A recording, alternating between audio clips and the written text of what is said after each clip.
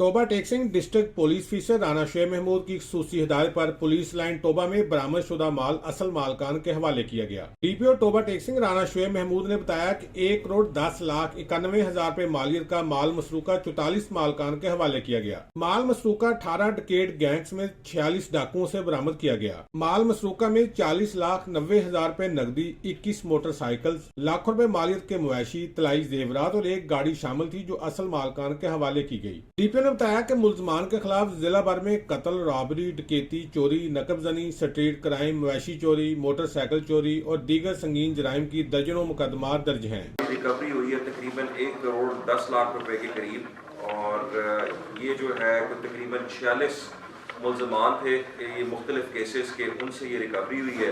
DPO ने बताया कि जिला भर में जराइम पेशा अफराद के खिलाफ क्रैकडाउन किए जा रहे हैं। दूसरी जानब डकैत गैंग गिरफ्तार करने वाले पुलिस अफसरान और एहलकारों को भी नकद इनामात और तारीफी सर्टिफिकेट देने का ऐलान किया है। कैमरा मैन अली हैदर के साथ सुल्तान महमूद, टोबा टेक्सिंग।